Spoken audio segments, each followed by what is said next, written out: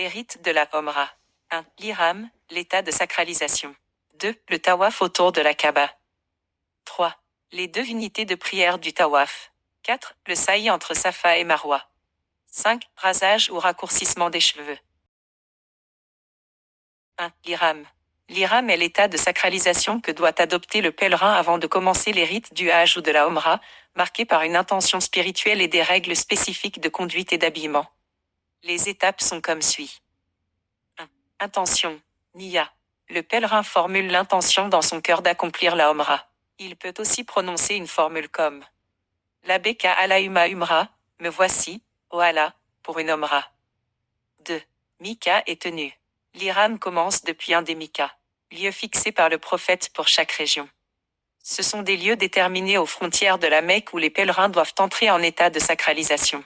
Depuis le Mika, il faut se laver comme pour une grande purification, se parfumer le corps et porter.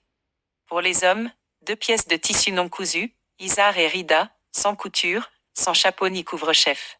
Pour les femmes, porter des vêtements décents sans parure, couvrant le corps, ne pas porter de niqab ni de gants, mais couvrir ses cheveux. 3. Commencer la talbiya, invocation. Et ça continue jusqu'à la Mecque. Labaïka Allahumma labaïk, labaïka la sharika laka labaïk, inalanda wan nimata laka wal mulk, la sharika lak. Qui veut dire, me voici, ô Allah, me voici. Me voici, tu n'as pas d'associé, me voici. Certes, la louange, les bienfaits et la royauté t'appartiennent. Tu n'as aucun associé.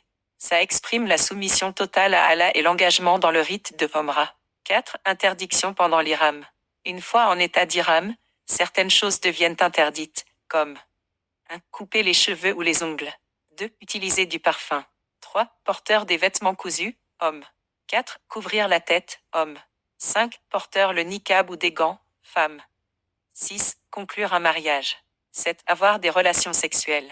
8. Chasser ou tuer un animal terrestre. 9. Se caresser avec désir ou tenir des propos indécents. Conclusion. L'Ihram est un acte de pureté spirituelle, de détachement matériel et de soumission à Dieu. C'est aussi un signe d'égalité entre les musulmans. Les Mika selon les pays.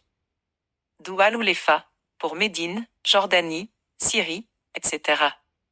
Al-Joufa, pour l'Égypte, Maghreb, Soudan. Yalamlam, pour le Yémen, sud de l'Arabie Saoudite.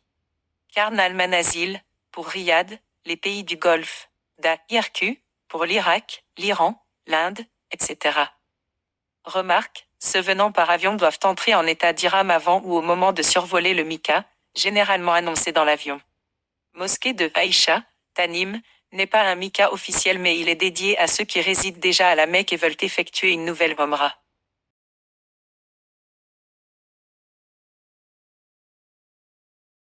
2. Le tawaf. C'est un acte d'adoration symbolisant l'amour du croyant pour Allah, autour duquel tout tourne. Que faire pendant le tawaf?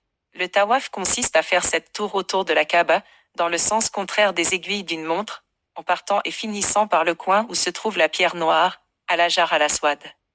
Les 3 premiers tours peuvent être faits à un rythme plus rapide, pour les hommes, si possible. Les hommes exposent leur épaule droite, ittiba. Il est recommandé d'entrer dans la mosquée sacrée par la porte as-Salam et de dire l'invocation suivante. Au nom d'Allah, que la prière et le salut soient sur le messager d'Allah. Ô Allah, pardonne mes péchés et ouvre-moi les portes de ta miséricorde. Ensuite, en voyant la Kaaba pour la première fois, il est recommandé de dire Ô Allah, augmente la noblesse, la grandeur, la vénération et la bienfaisance de cette maison. Et augmente l'honneur et la dignité de ceux qui l'honorent et la respectent parmi ceux qui font le Hajj ou la Omra, en leur accordant plus de noblesse, d'honneur, de grandeur et de bienfaisance. Tu te tiens face à la pierre noire et tu commences par dire Bismillah, Allahu Akbar, en passant devant la pierre noire. Puis à chaque tour, entre le coin yéménite et la pierre noire dire Rabbana atina fide dunya hasana, wa fil akhirati hasana, wa qina adabannar. Qui veut dire Dieu accorde-nous une belle part ici-bas, et une belle part dans l'au-delà, et protège-nous du châtiment du feu. Pendant le tawaf, on récite des invocations, on fait des douas, et on médite. Comme suggestion, vous pouvez consacrer chaque tour du tawaf à une invocation spécifique. Premier tour, invocation coranique. Deuxième tour, invocation prophétique. Troisième tour, prière sur le prophète. Quatrième tour, lecture de sourate. Cinquième tour, invocation générale. 6e tour, invocation pour soi. 7e tour, invocation pour la famille et les musulmans. Premier tour, invocation issue du Coran. 1. Il n'y a pas de divinité à part toi, gloire à toi, j'étais parmi les injustes. Sourate Al-Anbiya, 21, 87. Et ainsi de suite. Deuxième tour, invocation issue de la sunna du prophète. Ô Allah, je cherche refuge auprès de toi contre l'anxiété et la tristesse, l'incapacité et la paresse, l'avarice et la lâcheté, la dureté des dettes et la domination des hommes. Et ainsi de suite. Troisième tour, salutation sur Ibrahim. Ô Allah, prie sur Mohammed et sur la famille de Mohammed, comme tu as prié sur Ibrahim et sur la famille d'Ibrahim. Tu es digne de louange, glorieux. Ô Allah, bénis Mohammed et la famille de Mohammed, comme tu as béni Ibrahim et la famille d'Ibrahim. Tu es digne de louange, glorieux. Quatrième tour, lecture de sourate du Coran. Lecture de la sourate Al-Fatiha. Sourate Al-Ikhlas, Al-Falaq, Nas. Ayat Al-Kursi. Début de sourate Al-Baqarah. Et ainsi de suite. Cinquième tour, invocations diverses. Ô Allah, accorde-moi une subsistance large, pure et bénie, venant de là où je ne migré qu'attends pas, et bénis-la pour moi, et écarte de moi tout mal. Et ainsi de suite. Sixième tour, invocation pour soi-même. 1. Ô Allah, fais que je mérite le bonheur que je désire, la tranquillité que je manque, et la paix que je recherche. 2. Seigneur, répare ce que j'ai corrompu en moi-même, guide-moi lorsque je m'égare, et affermis mon cœur lorsqu'il vacille. 3. Ô Allah, fais que j'aime moi-même par ton amour, fortifie-moi par ton obéissance, et purifie-moi par ton rappel. Et ainsi de suite. Septième tour, invocation pour ma famille et les musulmans en général. 1. Ô Allah, protège ma famille par ta protection, garde-les sous ton regard vigilant, et place-nous dans tes dépôts sûrs. 2. Ô Allah, accorde à ma famille la santé et le bien-être, bénis leur vie, leurs œuvres et leur subsistance. Et ainsi de suite.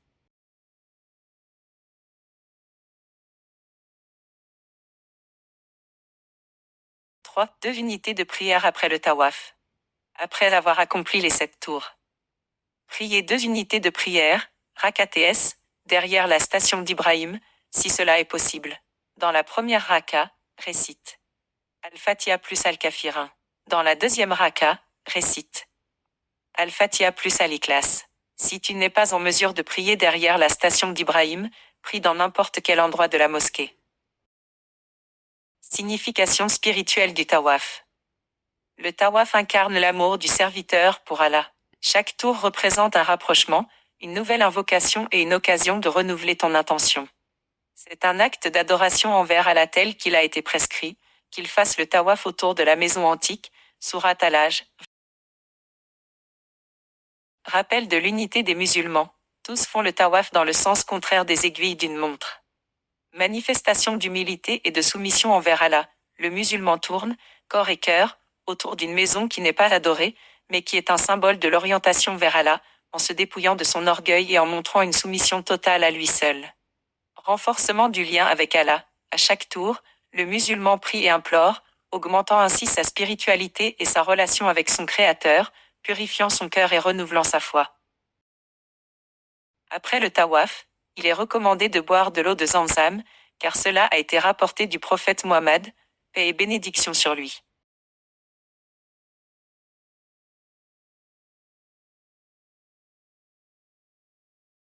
« 4. Le sa'i entre Safa et Marwa. Il s'agit de marcher cette fois entre les montagnes de Safa et Marwa, à l'intérieur du sanctuaire, après avoir effectué le tawaf autour de la Kaaba. Cela fait référence à l'histoire de la dame Hajar, paix soit sur elle, lorsque le prophète Abraham, l'a laissée avec son enfant Ismaël dans une vallée sans végétation. Elle a couru entre Safa et Marwa en cherchant de l'eau, jusqu'à ce que Dieu lui accorde l'eau de Zamzam. Ainsi, Dieu a institué ce sa'i comme un rituel perpétuel à accomplir lors de la Omra, petit pèlerinage, et du Hajj, pour rappeler la confiance et la dépendance envers Dieu. 1. Le sa'i commence à Safa et comprend au total 7 tours. 2. Un tour est compté de Safa vers Marwa, et un autre de Marwa vers Safa. 3. Le sa'i se termine à Marwa, après le 7e tour. Au début, lorsqu'on monte à Safa, on dit Inna à Safa val Marwa. Cela veut dire Safa et Al-Marwa sont vraiment parmi les lieux sacrés d'Allah. Donc, quiconque fait pèlerinage à la maison ou fait l'Umra ne commet pas de péché en faisant le va-et-vient entre ces deux monts. Et quiconque fait de son propre gré une bonne œuvre, alors Allah est reconnaissant, omniscient. Ensuite, on commence le saï en récitant des invocations, en s'adressant à Dieu tout en étant conscient de sa grandeur et en lisant le Coran. Le prophète, paix et bénédiction sur lui, lorsqu'il montait à Safa, faisait le takbir, dire Allah Akbar, le glorifiait 3 fois, faisait des invocations 3 fois, puis répétait en disant: Il n'y a de Dieu que Dieu, seul, sans associé. À lui appartient la royauté et à lui la louange. Il donne la vie et la mort, et il est capable de toutes choses.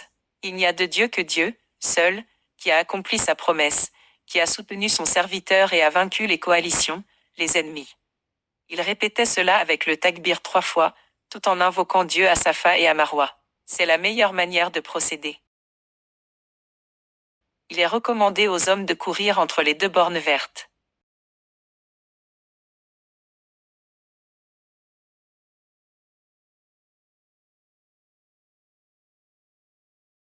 5. Rasage ou raccourcissement des cheveux.